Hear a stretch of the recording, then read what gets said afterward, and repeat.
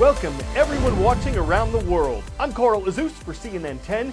The date of this show is May 2nd, 2019, which means we're almost exactly a year and a half from the next U.S. presidential election.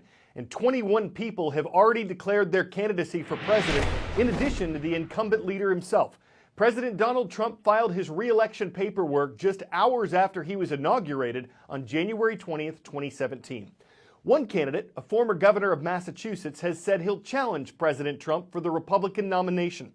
And as far as Democrats go, there are 20, a record number of them, who've officially announced their candidacy. They include a former U.S. vice president, a number of senators and representatives, some mayors, an author, a former cabinet official.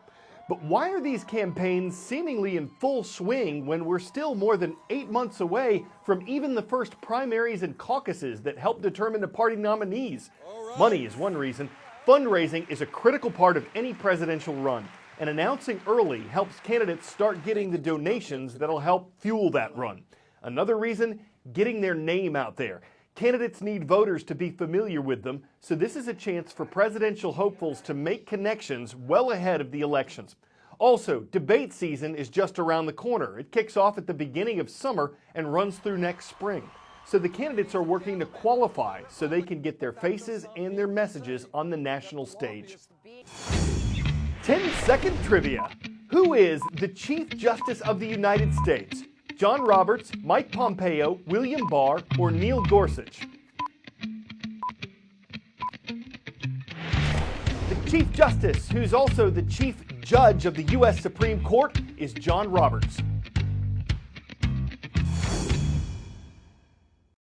That's a question from the civics part of the U.S. naturalization test, the test that someone born outside the United States takes to become a citizen. The exam has a total of 100 questions, but only 10 of those are asked to people applying for U.S. citizenship, and they have to get at least 6 of the answers right. A new law was just passed in the state of Indiana that requires all high school students there to take the naturalization test as part of their civics studies. They don't have to pass the test to graduate, they just have to take it. Those who support the law say they're concerned that many American high school students wouldn't be able to pass the test. So they're hoping that requiring them to take it will help solve that. Those who oppose the law say it's not necessary since students are already learning this information through their civics, history, and social studies classes.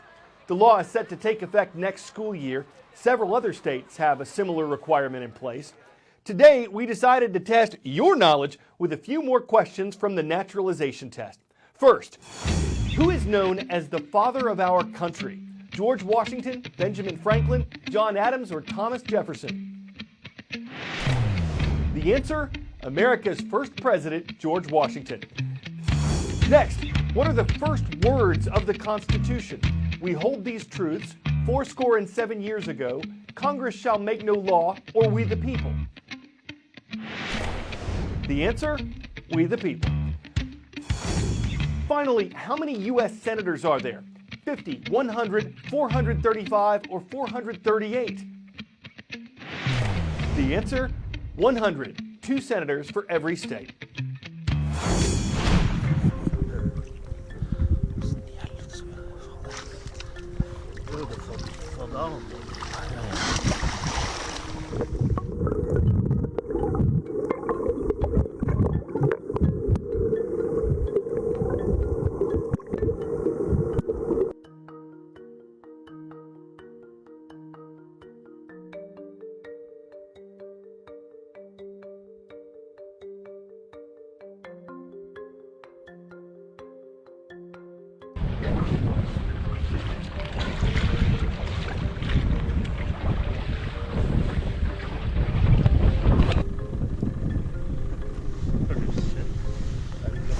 Hey!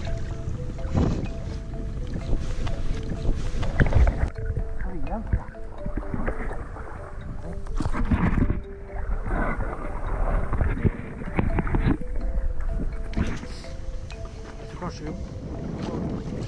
Ja. Så tenker jeg kanskje samtidig å prøve å skjønne det.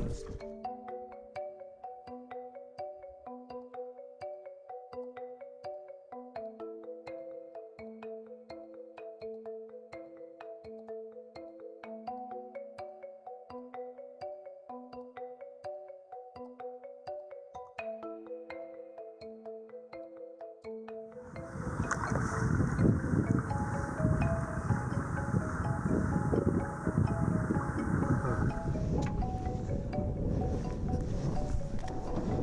stikker den bort igjen til de.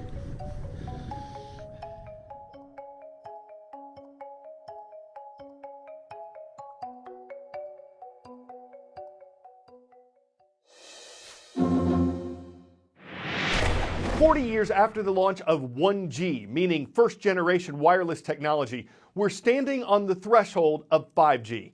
It's going to come at a cost. Hundreds of billions of dollars are needed to develop 5G. There are currently around 200,000 cell towers across America dedicated to 4G. Experts estimate it'll take at least 300,000 more to manage the fifth generation. There are security concerns, and there's also the question, what do we do when our computers and smartphones just don't work properly? But if everything does, 5G isn't just going to change your mobile internet speed, it's going to touch nearly everything around you. Right, Sophia? It will allow everything to be connected. I am getting excited just thinking about it. Let's take some everyday scenarios. You leave work, get in your car, go home, eat dinner, take that shower, and go to bed. Well, 5G is going to change all of that. Let's start with the drive. Tell me how 5G is going to change that commute home and this bad boy. This car is permanently surveying the road around. It's sending relevant bits of information up to the cloud, generating a true real-time map that in turn is pushed down to all the other cars. Autonomous driving is not the capability of a car, it's really about swarm intelligence, and that's why 5G is so crucial. The real magic of 5G is in the amount of data that can be transmitted through the increased capacity, the increased bandwidth. That really enables a whole range of applications that currently aren't possible. Why in the world would you need to have a data-connected beehive, David?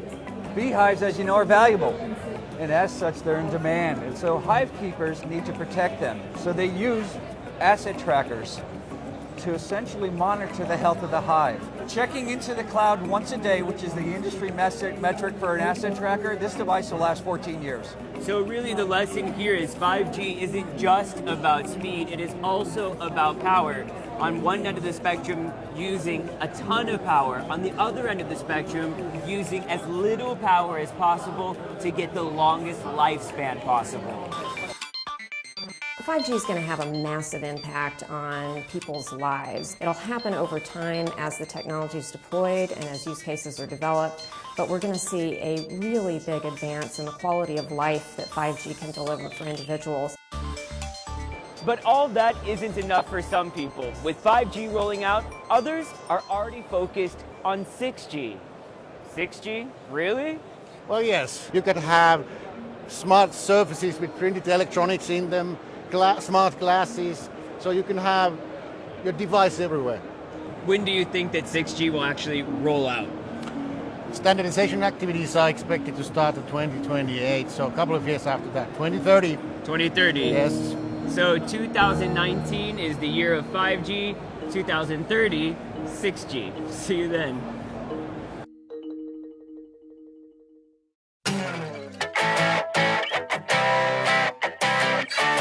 For 10 out of 10, Graham and Steve. Those are the names of two of the newest traffic reporters in the City of London. Yeah, this job's for the birds.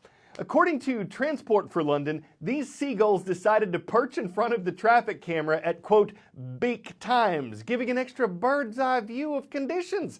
This happened over the course of a couple days, and of course, it went viral thanks to the internets. Should have named him Jonathan and Livingston. It takes a lot of gold to wing a photobomb like that, but there are worse ways to spend a lurid day, even for the most gullible, and who wouldn't want to turn fishing for the chance to catch fame on camera? It's no red herring, and the outcome was simply unbelievable. I'm Carl Azus for CNN 10.